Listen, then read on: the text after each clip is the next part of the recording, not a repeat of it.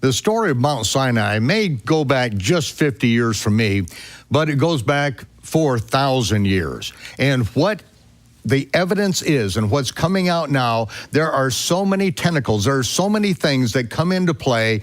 Joel Richardson just returning from Saudi Arabia. Joel, tell us about what's going on in Saudi Arabia. Why is this so significant, and the exposure of this in this day and time? Yeah, it's absolutely amazing what's happening in Saudi Arabia. It's been a closed kingdom. It's been a closed nation for so long. Unless you have a visa to work in the country, you can't get in. So tourism, it's not open to tourism. And all of a sudden, this young reformer named Crown Prince Mohammed bin Salman, he's the son of the present king. He steps onto the world scene and he makes a big splash. Overnight, he arrests dozens of some of the leading and most wealthy princes in the kingdom. And he actually had them arrested. And in a lot of ways, this was part of his process of reform, because he's going to be king pretty soon, and he wanted to sort of shake down some of the corruption in the country. And all of a sudden, the world's attention is on Saudi Arabia. Wait a minute, we thought this is the most sort of closed, radical, devout Islamist nation in the world. And all of a sudden, you've got this reformer he's letting women drive, he's opening movie theaters, and he's going to open doors to tourism. And we go, what in the world's going on? He comes over here to the United States, he does a big tour, he meets with the president, he meets with all of the big heads of all the big tech companies. And one of the big projects that he's about to launch is he's going to build a city called NEOM. NEOM, N-E-O-M, is slated to become a city. It's not just a city. He calls it a city-state. There's a video, you can go on YouTube, the Saudi government has put out a video that sort of gives an overview of this. And they talk about it not just as a city or a city-state, but as a new way of living, that this is going to be the turning point for the future of mankind.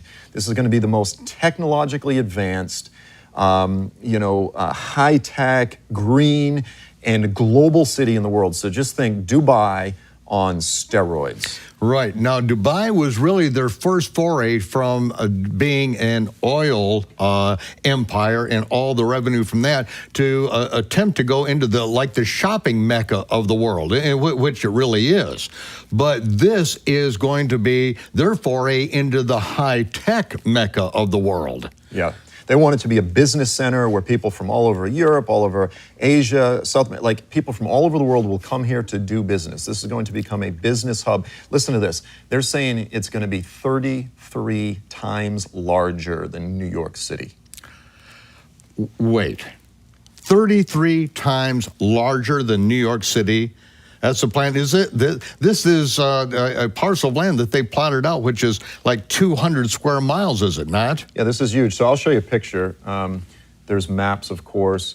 Here's a picture, by the way, of Mohammed bin Salman. Again, he's only 31, 32 years old.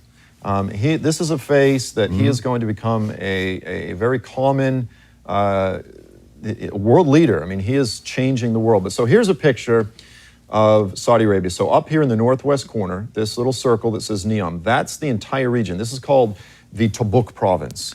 And they're already, by the way, this is not just something they're going to do, they are already starting it. When we were up there, we were running into engineers, European engineers. They are already in the process of laying the groundwork. The airport is being put in place, the king can fly in. They're already beginning plans to build all of these resorts along the Red Sea as sort of a launching pad for all of the workers. They can stay at the resorts.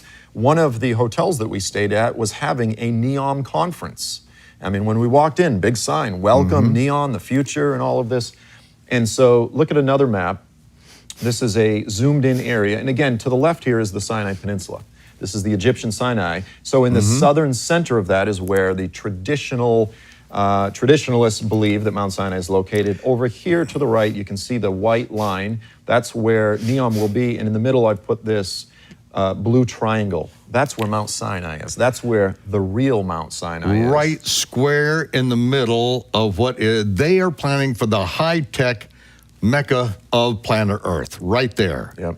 And of course, they're going to be inviting hundreds of thousands of people. So of course it's going to become open to the world. Of course it's going to be open to the world. And so this is what Jim and Penny have been saying, is that by them keeping Mount Sinai behind a chain link fence with guards, with Bedouin guards, armed guards there, it really has preserved this from being taken over or being polluted. And now they know what's there. There's no question. Yep.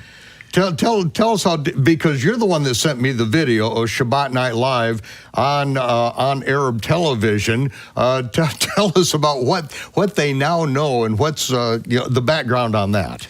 Yeah, and so, I mean, the Saudi royal family, the Saudi government, just like any other country, it's a country with all sorts of conflicting political interests and so forth. But in fairness to the Saudis, they have done a very good job. They put up a fence way back when Ron Wyatt was visiting, and he made them aware of that. The fences went up, and people say, well, this is because they were trying to hide the reality. They don't want the world to know that Mount Sinai is here. But in truth, I think they said we should just preserve and protect it just in case. And they've done a very good job of stewarding this location. And again, they've done archaeology on it. They've done digs in proving certain things on that you're going to be sharing, right? Yeah, the Saudis themselves have done some initial investigations, some preliminary. And they, in my opinion, some of the things, because maybe they did have a bit of an agenda. They didn't want these people sneaking into the country and visiting it. There was some of that for sure. But some of the findings they had indeed validated these various archaeological sites around the mountain. But so here we are at this moment in history, this moment right in history where it's about to become open.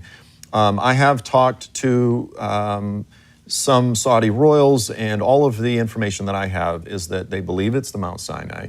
They have various scholars that believe it's the real Mount Sinai. They have artifacts that they are going to bring out to the world and present to the world that validate the fact that this is the Mount Sinai. And they recognize that what they have, and they're actually, in my opinion, doing a very good job. Now, I said there's some conflicting political interests. Yeah, there's some contingents, no doubt, within the country that don't want Westerners coming in, that don't want non-Muslims coming in and so forth. And so they have to deal with that. They have to deal with, just like any government has to deal with. But there is this contingent right now that's running the government, that will be running the country, that does have a genuine heart to open the country up for moderation, to open it up to the world. And so, like I said, this is about to become, I think, the biggest spiritual pilgrim destination. Like, I've been to Israel many, many times. I love it. It's a powerful experience. Nothing in my life has been as soul-stirring, as faith-building, as visiting this site. Again, I was in awe. You can feel, and I don't mean to get spooky, but you can feel the echoes of what happened there 3,500, 4,000 years ago. You can feel the presence of God. That's the only way I know how to describe it. Yeah. And I want others, I know Jim and Penny, I know anyone else that's been there, they have a heart, they want to see others experience that as well. And in the years ahead, I think people from all over the world they'll have the opportunity to experience that. Well, Tim Mahoney, in his film Patterns of Evidence, he did an excellent job laying out the history and the archaeology, and with David Rohl showing Israel's exodus and getting them to the Yam Suf, to the Red Sea. But that's where the movie ends, because he tried to get in with Jim and Penny, with Aaron Sen, with others, and get in to Saudi Arabia, and every bit of their evidence, their cameras, everything was confiscated from them. But things look like they're breaking, and this may be. I'm hoping that the next edition of Patterns of Evidence, taking us all the way to Mount Sinai. And you've got some information that the Saudis may want to get involved with exposing this to the world. Yeah, no, absolutely. So Crown Prince Mohammed bin Salman, he's going to be the king. His brother is Mohammed bin Sultan. He's the Minister of Heritage and Tourism, or Tourism and Heritage. And everything that I hear is that he is fascinated, very interested in this location. And so, in a very unique and interesting way, I think at this moment we have shared common interests. The Christian world and the leaders of the kingdom, the Kingdom of Saudi Arabia have shared interests. They want to see tourism come in. They want to see interest come in. This is going to be a financial, this is going to be fantastic for them. Yeah. But for Christians in particular, again, as I said, all peoples who are children of Abraham, including Muslims, are going to want to visit. When we were there, we ran into a group of Pakistanis. They work in the country. They work there in Saudi Arabia. We started talking, real friendly. And they had heard about Mount Sinai. They said, oh yeah, we heard that this is the mountain of Moses. We want to go see it. And we said, well, we're going. You want to come with us? And this is Pakistanis. Yeah, Muslims. Yeah. And we had a great time. They spent the day with us, and we actually went to the Split Rock. And we're going to talk about that later in another show.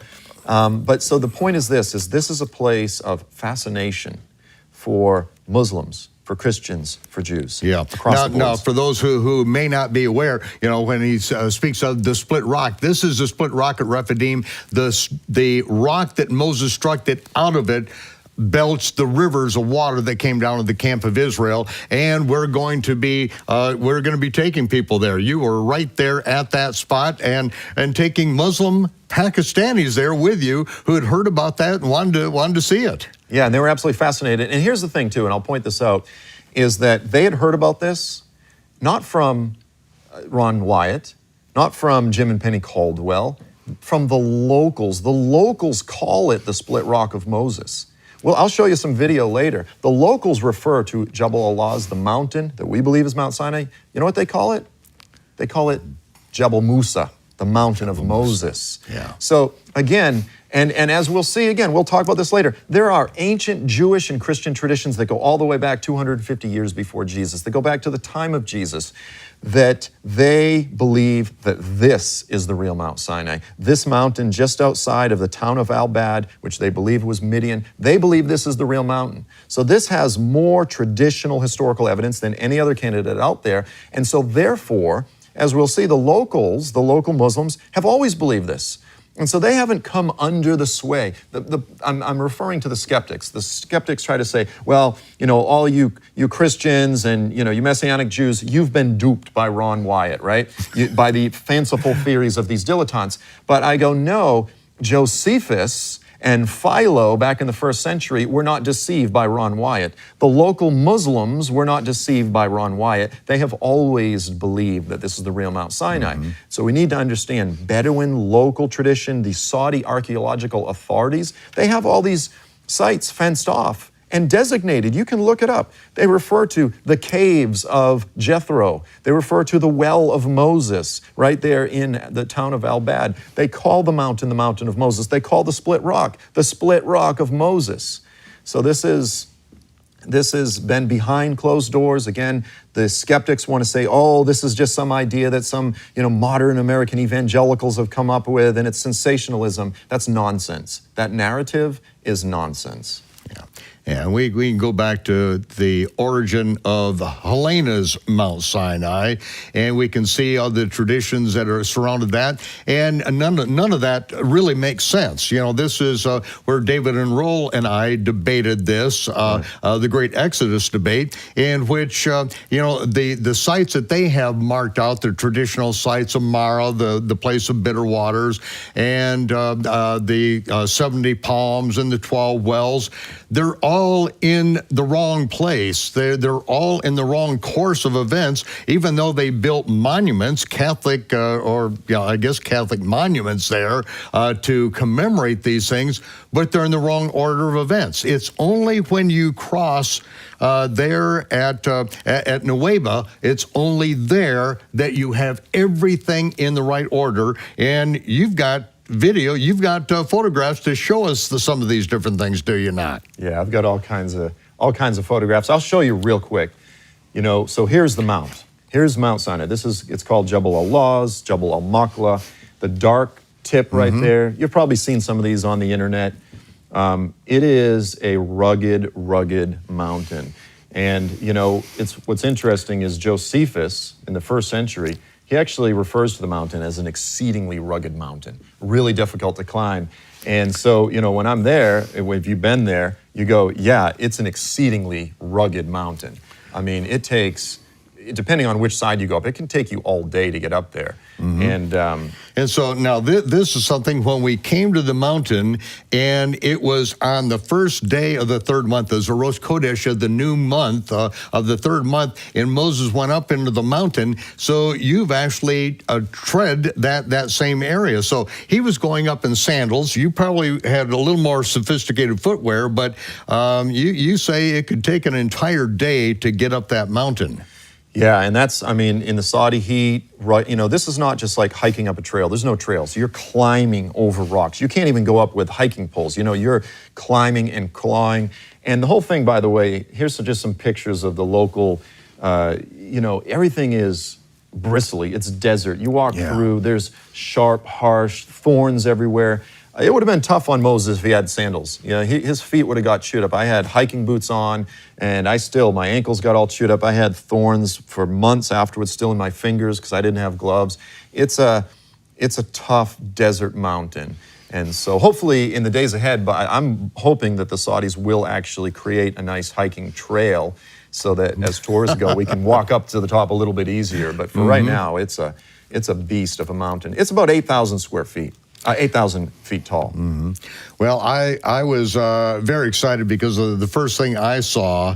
I knew that you were going in, of course, but when I saw you in the video in the cave of Elijah on top of the mountain, it's like, what a dream come true that you actually got to go there. This is incredible. Yeah, like I said, and again, it's one thing, you know, to see it on the internet. It's one thing to see pictures, but when you're there, you see the topography, you see the layout, you read the scriptures over and over and over again on every point. Everything falls into place. This is what's amazing. The skeptics pick away. They go, well, this, they try to sow doubt here. This, they try to sow, well, this is a coincidence. This is a coincidence. At some point, when you've got a dozen coincidences, you have to be a fool. You have to be a fool. Yeah, and they're all substantiated by the scripture. Yeah. And that's really, you know, my experience with Wyatt is that he actually went by the scripture and went to these places where the scripture said. And it was James Irwin, the moon astronaut, that could see Mount Sinai. They could see the split rock. They could see that from a satellite in space. And so these were the kind of things that really compelled him to go with his two sons and cross a desert in the middle of the night after years of trying to get authorization. And he risked his life and really risked his sons' lives. They ended up 73 days in a Saudi Arabian prison because of that. You got to give the guy credit. I mean, look, he's received a lot of criticism. I've never met him. I have not met his sons. But you got to give the guy credit. If you're willing to sit for 3 months in a Saudi prison, you got some street cred, right? I mean, he believed it and he was willing to risk it. And by the way, after being in Saudi prison for 70 some odd days, he turns around and less than a year later, he came back. He came back and did it again. And so he didn't do it. He did it for one reason. He believed this was the real deal. That's right. And that was what, when the Saudi prince came out and they flew him out to that site and he showed them the altar of the golden calf, that's when they decided this is the real thing. Because, you know, this is not part of Arabian culture at all. Apis and Hathor, the Egyptian cow and bull gods, they recognized this as Egyptian, and that is what freed him after 76 days in prison on this. Joel, we got to have you back. We're going to really explore this thing now because you're going to show us some evidence, some etchings on the rock that no one has seen before, and we're going to be back. Ladies and gentlemen, this is the treat of a lifetime. Get your friends, your neighbors, your enemies, get everyone back here next week for Shabbat Night Live because we are taking you to Mount Sinai.